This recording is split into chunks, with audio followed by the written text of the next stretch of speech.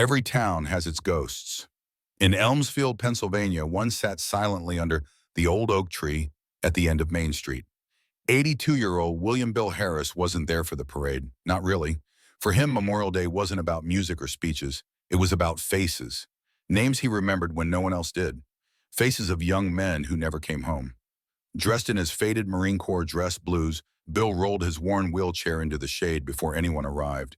His once powerful frame had withered from age and illness, but the uniform still sat proudly on his shoulders.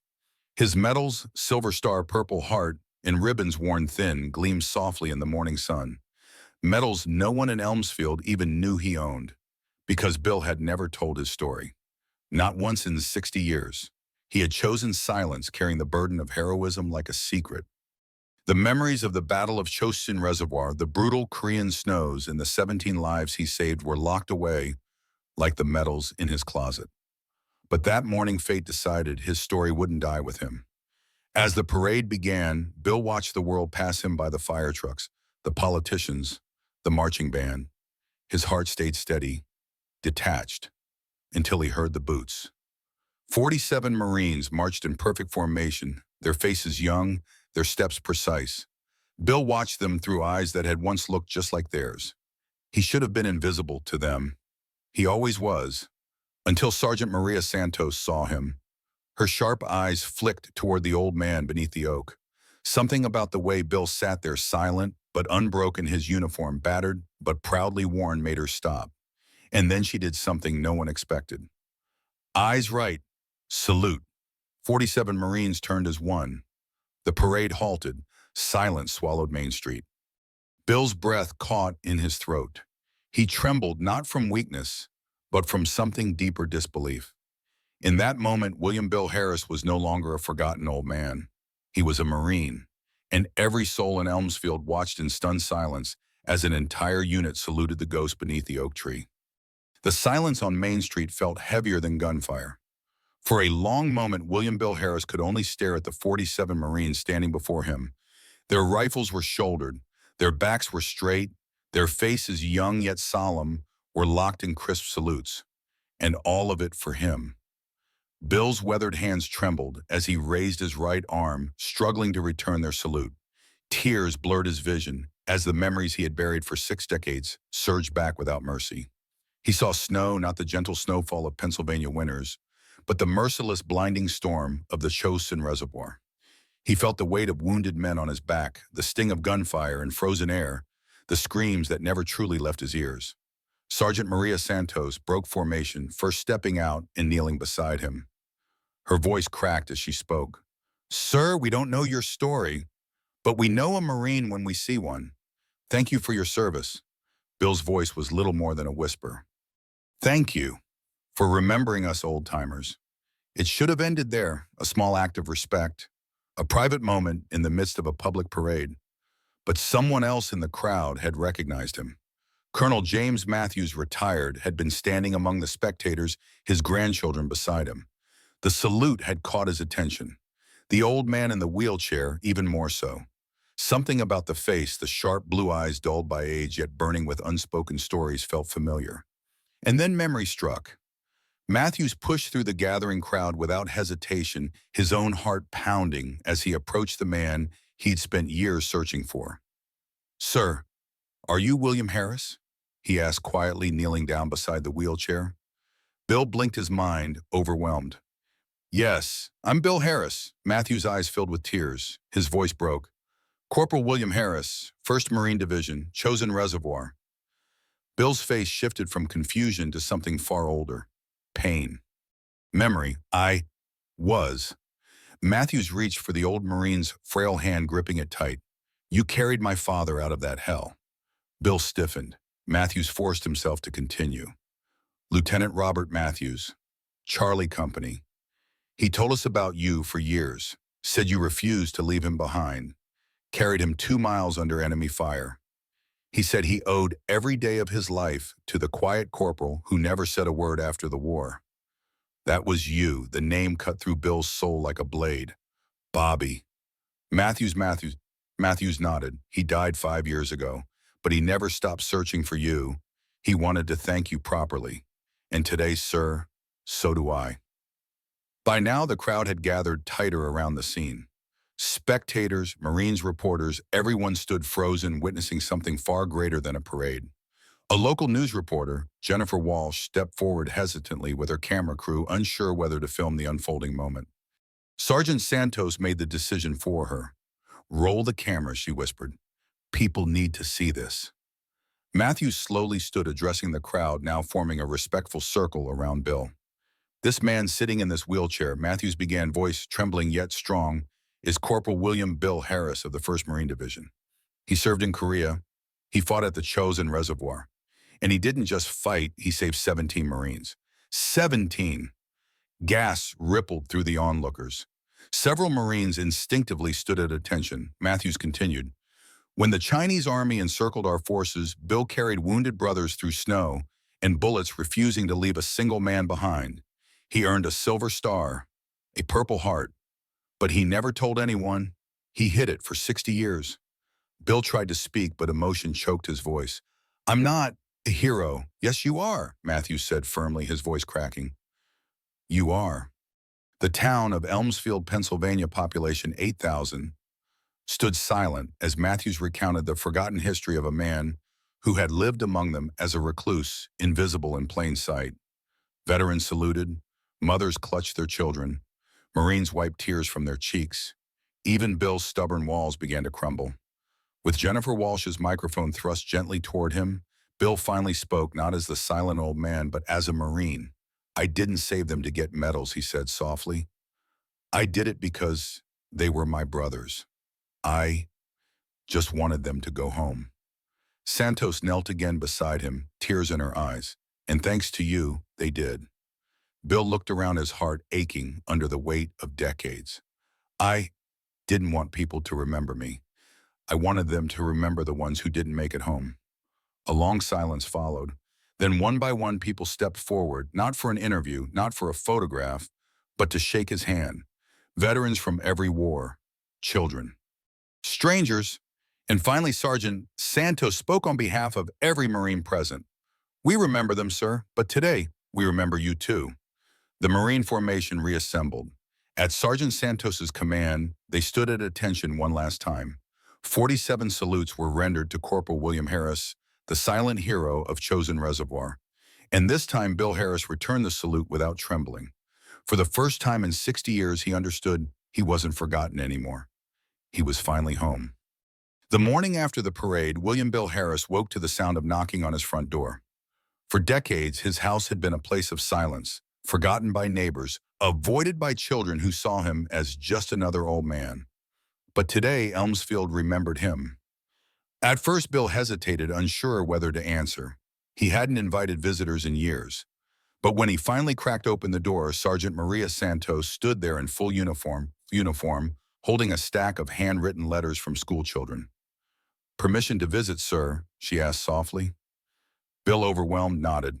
That first visit marked the beginning of a transformation neither he nor Elmsfield could have predicted. Word of the Marines' tribute and Colonel Matthews' revelation had spread across town overnight. By the afternoon, local reporters were knocking gently, asking for interviews. Veterans arrived from neighboring counties, simply hoping to shake the hand of the man who had carried wounded Marines through the frozen hell of Chosin Reservoir. Families stopped by bringing pies, meals, small gifts not out of charity but respect. Bill Harris, who had once been invisible, was now Elmsfield's most honored resident. At first he resisted. Sitting in his modest living room, staring at his unopened Silver Star citation, Bill whispered to Santos during one of her early visits, "I'm no hero." But Sergeant Santos, along with Colonel Matthews, who soon joined her, refused to let him fade back into silence. "You're not being honored instead of the fallen," Bill Matthews said quietly one evening. "You're being honored because of them." Slowly, Bill began to open up. Each story, pried from years of self-imposed silence, carried weight. He spoke of the night marches through enemy lines, the men he'd lost, the faces he still saw in his dreams. He described the bitter cold of Chosin, the frostbite, the starvation, the fear, but also the brotherhood that had carried them all forward. "I wasn't brave," he said once, his voice cracking. "I was just scared of letting my brothers down." The town listened. Reporters captured every word. Veterans sat silently for hours, some weeping quietly. Children listened wide-eyed as Bill explained that freedom wasn't free, that every parade they enjoyed, every summer they lived, had been bought by someone else's winter. The more he spoke, the stronger his voice became. Though cancer continued to eat away at his body, his spirit, the part of him the war hadn't broken, grew fierce. His small house transformed into a gathering place. Local students from Elmsfield High began visiting regularly as part of a history project rebranded Lessons from Corporal Harris. Bill found purpose in those visits. He saw in the teenagers what he once saw in young Marines' potential: responsibility, hope. In between interviews and visitors, Sergeant Santos kept watch over him, unofficially assigned by the Camp Lejeune detachment to support the town's newest hero. She handled reporters when Bill grew too tired. She coordinated with Matthews to arrange quiet hours when the attention threatened to overwhelm him. One day as she poured him coffee, Bill asked softly, "Why do you keep coming back?" Sergeant Santos smiled. "Because Marines take care of their own, sir." Bill looked down at his trembling hands. "I'm not much of a Marine anymore." "Begging your pardon," Santos said firmly, "but you're exactly what a Marine should be." As his body weakened, his purpose intensified. He agreed to record his memories not for personal fame, but to create an oral history for future Marines. Colonel Matthews organized the effort, bringing in a military historian to capture Bill's stories, every word, every tear, every moment of silence when words failed. Each session exhausted him. But after each, Bill said the same thing the next time: "I've got more." The town rallied around him. Meals were delivered daily. Veterans from as far as 3 states arrived just to thank him. The VFW post, which he had avoided for decades, named their hall after him while he was still alive. Bill wept quietly at the ceremony, whispering to Matthews, "I never wanted this." Matthews placed a firm hand on his shoulder. "And that's why you deserve it." Yet despite his newfound purpose, time was merciless. Dr. Sarah Chen, the local physician, who had begun making house calls, confirmed what Bill already knew: his time was running out. Cancer had advanced beyond treatment. When Sergeant Santos broke the news, Bill took it in silence. "I've had more time than most." But as days grew shorter and nights colder, Bill refused to surrender to despair. Instead, he pressed harder to finish sharing his story. He told Santos, Matthews, and even Dr. Chen, "If telling this helps even one young Marine know they're not alone, then that's worth every breath I've got left." In those final weeks, Bill Harris found something he had never expected: peace. No longer a ghost haunting his own life, he had become the embodiment of the Corps' most sacred creed: no Marine left behind, not in life, not in memory. And for the first time in 60 years, as his strength faded, Bill Harris felt something stronger than regret. He felt pride. And he wasn't alone anymore. Bill Harris's small living room had become something between a recording studio and a war room. Not for battles of bullets and bayonets, but for stories, lessons, and the invisible war of memory. His frail frame rested in the old recliner that had seen better days, but his posture, even as cancer drained him, remained that of a Marine. Straight-backed, steady, determined. Colonel James Matthews sat nearby, notebook in hand, watching over the recording equipment. Sergeant Maria Santos stood guard at the door, not out of protocol, but respect. Over the past few weeks, this quiet house had drawn Marines, veterans, historians, and reporters alike. Yet all of them, without fail, deferred to one man, Corporal William Bill Harris. Bill knew he was dying. Dr. Chen had made it clear. Every day was a borrowed gift now, and yet there was no fear in his expression, only purpose. "I've got one last job to finish," he told Santos softly. It was Matthews who had suggested it, a final message. A video to be shown to every future Marine recruit. Bill had hesitated at first, but then he realized something simple, something that weighed heavier than his cancer: "If I don't tell them, who will?" And so the project began. Not for medals, not for history books, but for the next generation. The first recording session was brief. Bill, coughing between sentences, insisted on speaking plainly without script. His voice, raspy yet steady, filled the room. "I'm not going to tell you war's glorious," he began. "It ain't. It's cold. It's loud. It's terrifying. But you don't fight wars for glory. You fight for the man or woman standing next to you." Matthews blinked back emotion as the words poured out. Santos stood motionless, her salute invisible but understood. Bill paused, catching his breath, then continued. "I wasn't brave. Most days I was scared, but being scared doesn't mean you stop. It just means you care enough to keep going. Each session drained him. But every morning he insisted on more. Across several days, Bill spoke about loyalty, about sacrifice, about leadership that wasn't about giving orders, but sharing burdens. His stories weren't polished speeches. They were raw, honest, and they carried the authority of a man who had carried brothers through snow and fire alike. One afternoon, as the camera rolled, he said something that silenced the entire room. Medals don't make you a hero, neither does killing the enemy. What makes you a hero is caring, even when it costs you. Matthews stopped writing. Santos's jaw tightened. Dr. Chen, watching quietly from the hall, wiped her eyes. Bill Harris, once invisible to his community, had become a teacher to a nation.